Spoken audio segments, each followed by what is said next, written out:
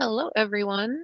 Welcome to our Experience Talks mentor session. We are glad you're here today with us.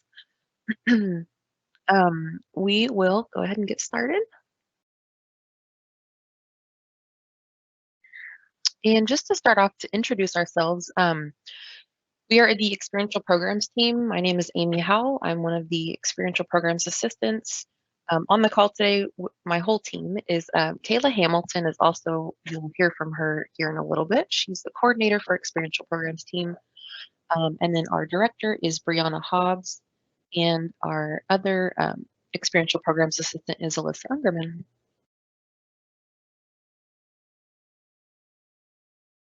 And just to go over the agenda for the session today, we will talk about benefiting from mentorship, finding the right mentor, connecting with a mentor, developing relationships, being a good mentee, and then we will leave some time for questions.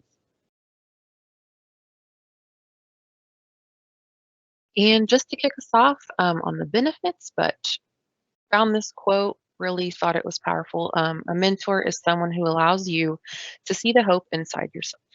And that's from Oprah Winfrey.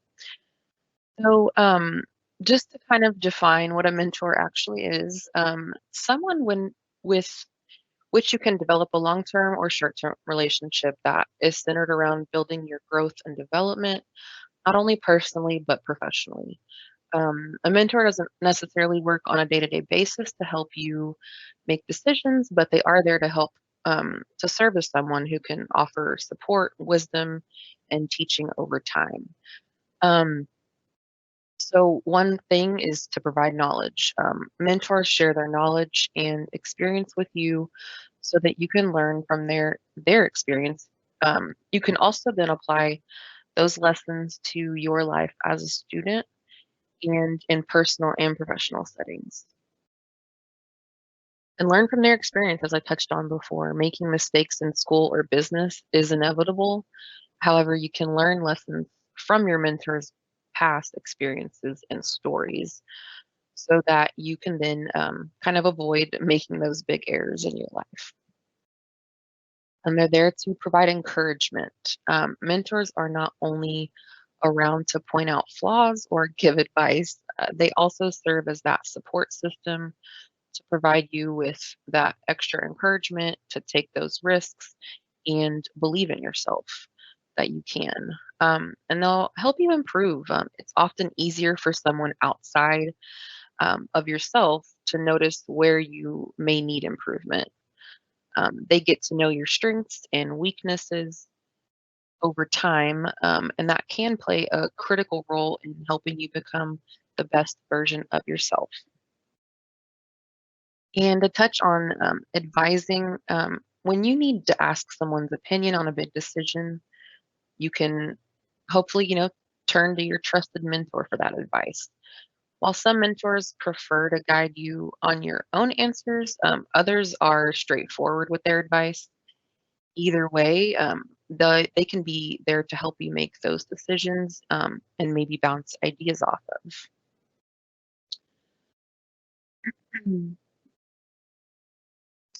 Plus, the relationship between a mentor and a mentee doesn't cost anything. They are priceless asset, literally and figuratively. Um, Another benefit is broadening your professional network. Mentors tend to be well connected and well liked, hence why they choose to give back as a mentor. They can possibly introduce you to their professional network and help you set up your career for success and future endeavors. And another important benefit, I think, is diversity. Hearing their perspective on things. Since we do know that women and people of color face discrimination at higher rates than white men and women do in certain fields such as STEM. Um, in any field, actually, it can be especially helpful for women and people of color to intentionally seek out mentors. Um, a mentor that identifies as a person of color or LGBTQ may be familiar with dealing with different hurdles in your career, and can be an extra support system in that case. Um, and it would also be key to find a mentor who is also passionate about educating and providing those resources in the workforce, and in your professional career. Next slide, please. So, how do you find the right mentor? We kind of wanted to make a little checklist for you. Um, so, when you decide to look for a mentor, um, finding one that aligns with your career goals is important. Do your research. So, find someone that is either working in the industry you want to go into, or someone that is in a position to advise you on your specific aspirations or goals.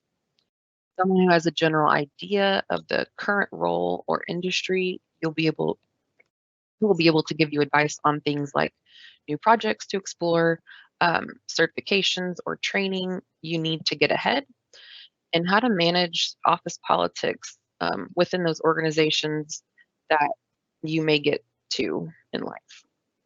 And then career role model. What's a career role model?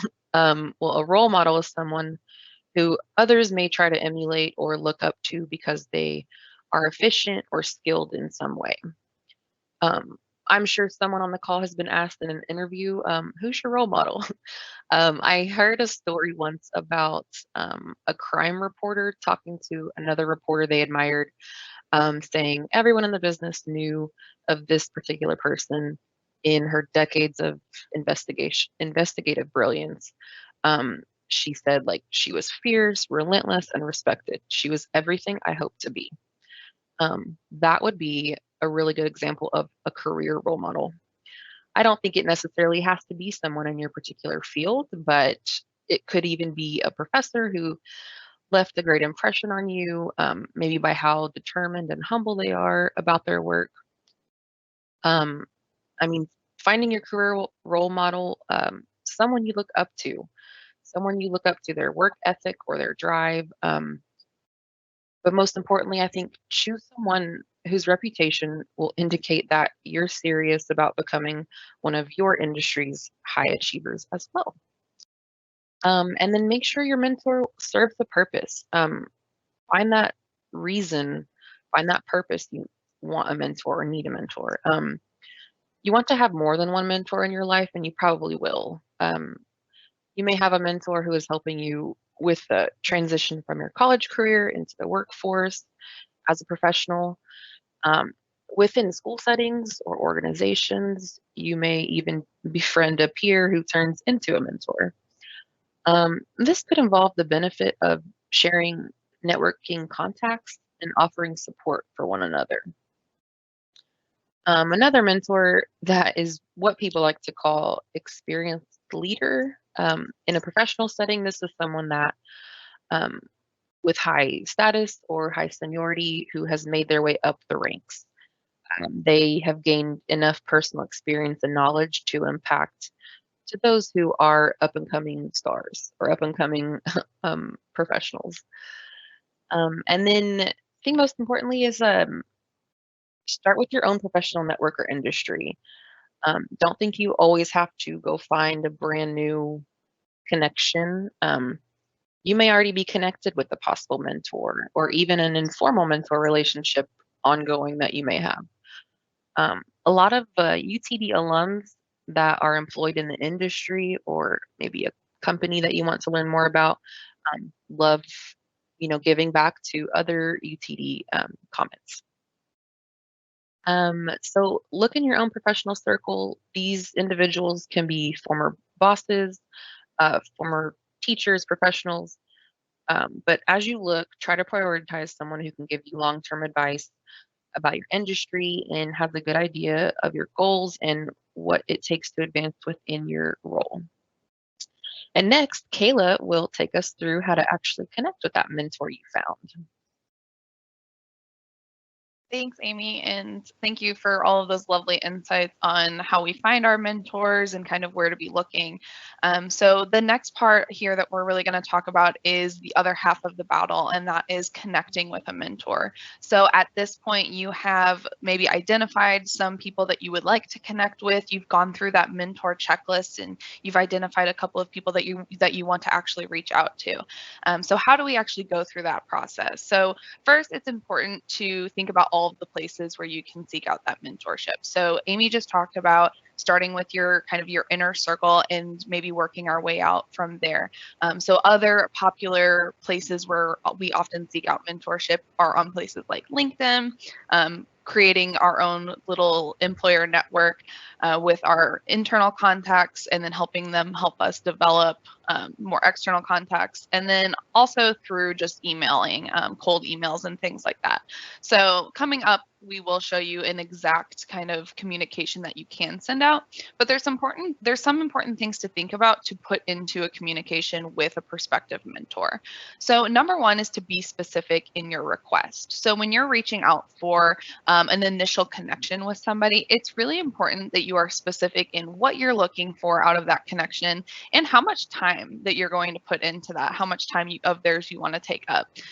So often we recommend just starting off with a 15 to 20 minute maybe informational interview, just to get to know a little bit more about that person, to explore what a mentor mentee relationship might look like with them, and to get to know if that will be the good mentor for you, the right person for you. So within that first informational interview, it's really important to seek out, just like it says, information. Talk about them, their career, how they got to where they are, where they started, and then really you can start to develop a relationship from there. It's really important to take up as little of the mentor's time as possible, at least in these beginning stages, especially when you're kind of testing out that relationship. So as part of being specific in that request, like I said, taking up, maybe 15 to 20 minutes, most professionals in the industry have that amount of time that they can carve out for somebody to answer some simple questions, and to start off the relationship. And then as you build on this relationship, this mentorship with them, you can carve out a little bit more time. Maybe you'll set up more, hour-long conversations once a month or whatever it is. Um, and the key aspect here is saying thank you and following up. So during this time when you're connecting with a mentor, you might be sending out multiple LinkedIn requests or multiple emails to people to try to find somebody that's willing to begin this relationship with you. So saying thank you is very key here, whether or not they say yes to that informational interview or to that potential mentorship. Just them kind of reading through everything that you've sent to them is worthy of you saying thank you for taking up that bit of their time.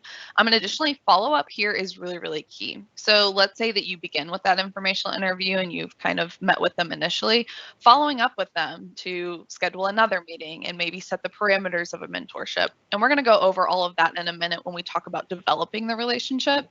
But when it comes with the actual connector piece, just what's important to note here is that it will possibly take multiple different connections for you to actually build this relationship and to find the right mentor for you. So it's not just about sheer quantity, it's also about the quality of that relationship. Finding somebody that you connect with, finding somebody that you think is going to provide you with the best insights. So like I said, I'm going to provide you with a sample communication. So feel free to take a screenshot of this slide. If you miss anything and you want us to send it to you later, we'll have our contact information up towards the end of the presentation. So let us know and we can send this to you as well. This sample communication that we've put together is one that is very, I would say, flexible to whatever sort of communication that you're wanting to send out. Typically, this is sent out and kind of formatted for a LinkedIn communication, since that is where a lot of people are kind of existing in this space right now. But it can be formatted for an email. It could even be formatted for a phone call if you would like. The key things in here are some of the things that we've already talked about. So being specific in what you're asking. So in this sample communication, you're asking for that first informational interview. You're telling them a little bit about them yourself. You're identifying what it is about them that made you want to reach out to them. Additionally, we're taking up little of their time. So as you can see on here, the sample communication asks for a 20-minute informational interview. And we're also identifying how we would like to do that informational interview. Is it a phone call, a video call? Is it in person? And then we're also setting a timeline in the next couple of weeks. You want to kind of set these parameters on the front end so that there's not a lot of back and forth afterwards. And also, you don't want this process to take months of going back and forth before you can even set that initial meeting. So like I said, this is a pretty basic communication. It's kind of geared towards if you're looking through on LinkedIn and you're trying to connect with alumni.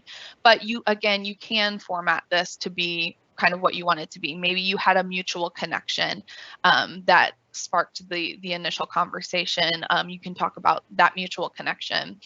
Maybe they're not an alumni. Maybe they're just somebody that works at a company you want to work at. So that's how you found them. It's just important to note that you be very specific in what you're asking for, and again, taking up little of their time. So you can use this communication, this sample template, as a starting point, as a jumping off point for that initial communication. Again, trying to start out with that basic informational interview, asking questions about the person, about, where they are, what they do, how they got there, and then seeing if you want to develop that mentorship relationship from there. And so with that, talk about actually developing this relationship. So we have the first meeting. And so if you're kind of following the suggestions that we have here, the first meeting is possibly that informational interview. It's that time that you're setting up just to kind of test the waters. It's really important during these early stages of the mentorship to spend time actually getting to know the person. So you probably have a lot of questions for this person. You might already have advice that you're seeking or problems that you want to run past them. In the early stages of this mentorship, spend a lot more time listening and a lot less time talking or kind of trying to get advice out of them. Really spend time getting to know the person, who they are, what they excel at, what they struggle with, what their background is. And that's going to help you develop, the goals that you would like to set for this specific relationship. And then after you've kind of had this first meeting, or maybe even 2 meetings, test the idea of a longer term mentorship. So you've had a 15 to 20-minute informational interview with them, and you've decided that based on that conversation, you would like to continue the relationship into a longer term mentorship. Great. Test this idea with them. Follow up with them after that first meeting and say, hey, can we set up another meeting to go over some of the things that we talked about in that meeting? Or can we set up some regular meetings so that I can talk to you about these specific things or bounce some ideas off of you? And based on that communication, you can create an agreement. So is it going to be, every couple of weeks? Is it going to be once a month at a set time? Do you guys have a place that you would like to go? Are you going to meet over lunch, or maybe it's over coffee or something? It can be done virtually as well, but create an agreement so that both parties are kind of aware of what the parameters of the relationship will be, whether it's an hour every other week, an hour a month. If it's kind of an informal, I'll let you know when I have some questions that pop up. Let them know, and then continually follow up and keep saying thank you. So after every single meeting, you're going to want to follow up with that person and maybe put in some of those key takeaways or ask any additional questions you have. And then again, this person has given you some amount of their very precious time. So it's important to continually say thank you after every single one of these meetings. So now that we've set up our mentorship and we've kind of decided that this is going to be our mentor for this purpose, and we have set the parameters of that relationship, what does it take to be a good mentee? So what should you be doing kind of throughout this process? So number one is setting goals. Make sure that you have some goals set, either that you've set beforehand or that you've set with that mentor specifically, of things that you want to get out of that relationship, things that you might be asking them. And then you're going to meet regularly. So have a scheduled meeting. If it's, again, like I said, once a month, if it's every other week, meet on a semi-regular basis so that this is more of a mentor-mentee relationship and less of just kind of a random popping in. Next, it's really important to make an agenda and send that agenda before the next meeting. So let's say you're meeting every other week. The beginning of that week, I'm going to send an agenda to my mentor and let them know, hey, these are the things that I want to talk about this week. These are the things that I want to focus on and get out of this conversation. This is going to help in a lot of different ways. So number one, your mentor is going to know the purpose of that specific meeting. They'll come prepared with advice or questions or anything that they might have around that topic. Additionally, they'll know that there's an actual purpose to the meeting. So you're not just kind of sitting there staring at each other for an hour. There's an actual agenda, a set list of items that you're going to talk about. And it's really important to be an active participant in this relationship. So take notes. This person has, again, carved out some time for you. So take some notes, follow up with questions that you might have, ask questions during the meeting, and also just listen carefully. So this person, again, it's really important that you almost give as much as you take from this relationship. And so listening to this person and, receiving their advice is really, really important. And that kind of brings us to the next point here, which is accepting feedback. So assuming this is somebody that you trust and you respect, they're probably going to give you some feedback, whether it's positive or critical feedback. It's really important that you take this feedback in. Don't take it too much to heart. Remember, this person is there to help you. So take that feedback and actually take action on it or ask questions about it and show that you're willing to accept that feedback for future communications as well. It's also really important to keep some boundaries in this relationship. So an important note here is that this mentor-mentee relationship is not a therapy session. So some of those more personal items should probably be reserved for maybe a closer friend or confidant. This is really more of a professional relationship. This should be focused on your career goals. It should be focused on kind of, advice that you need on career or professional aspects. Now, your personal life might overlap with that a bit, and that is totally fine and that is totally acceptable. But remember, this isn't just a time for ranting or venting. It's really a time for that back and forth communication and advice. Also setting up a timeline. So we've kind of already hit on this, but have an idea on the forefront of how long you want this relationship to last and what it will look like. Based on the goals that you've set, you'll probably know about how long you'll need to carry on with this relationship. Most mentorships last about, I would say, in the 6-month range as far as a formal mentorship goes. Now, that's not to say that you can't continue following up with them after that 6-month time ends, but let's say you're meeting with them once a month for 6 months. That's 6 meetings in that time. After that, you probably won't need much more close mentorship, but you can just follow up with them every couple of months or send them an email every once in a while or still meet up every once in a while. And it doesn't need to be as scheduled. So set a timeline on the front end, whether that be, what you want out of it or what your mentor is needing to give, and come up with that at the beginning. And then lastly, and Amy kind of hit on this as well, so have multiple mentors. Each mentor should serve as their own purpose for you. So you might have a mentor that is a peer, somebody that you help motivate each other in, whether it be scholastically, whether it be career-wise. Maybe you have that motivation mentor. And then you can have somebody that's in a leadership position. So they're kind of their purpose is to provide you leadership advice and skills. You might have somebody that's been in a career for 10 plus years. So for that person, it might just be that more professional experience, what it's like to be in a career for a long time. Additionally, you might serve as a mentor to somebody. So you might have somebody that's a mentee for you that can help you in other ways in your career. So it's important that throughout this process, you have multiple mentors that kind of serve their own purpose, and you're not trying to make one mentor fit all of your boxes. Remember that you can always have multiple mentors at any given time.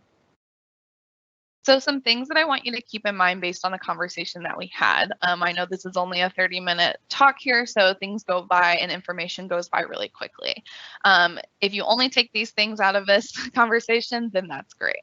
Number one, mentorship is mutually beneficial. So, like I just talked about, you should be giving as much in your mentorship relationship as your mentor is giving to you. You can give advice as well. You can serve that person as an additional contact. You can be a mentor for somebody else. So, just remember kind of as much as you're bringing to the relationship, you're also giving that much. And then mentorship can take on many different forms. So some mentorships look like a very formal process. 6 months, we meet every other week for an hour. Some mentorships may be a little bit more informal. You know, I go to this person every time I have a question. It might be 1 month, it might be every month, it might be every 3 months, it might be once a year I talk to this person.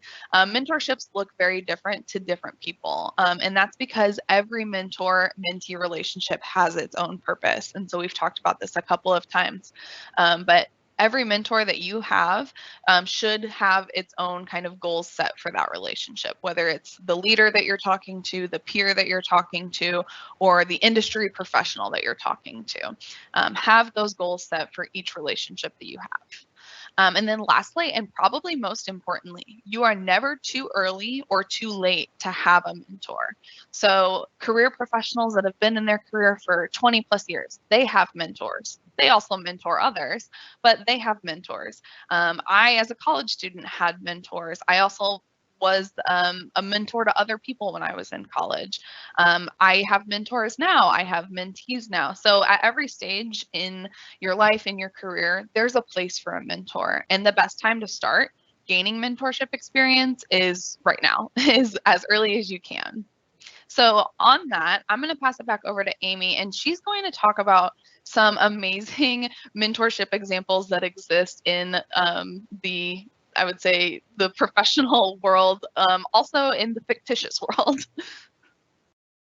Thanks, Kayla. But yes, those are important too, even the fictitious. Yeah, so you may or may not know these people on these pictures, but we thought these were some good examples of mentor relationships. You have Maya Angelou, mentored Oprah Winfrey. You have Steve Jobs mentored Mark Zuckerberg. Both, I mean, all four, both very influential. And if you're a Star Wars or Harry Potter fan, you know these people. Very important as well. Luke Skywalker, mentored by Obi-Wan Kenobi. And Harry Potter, mentored by Professor Dumbledore.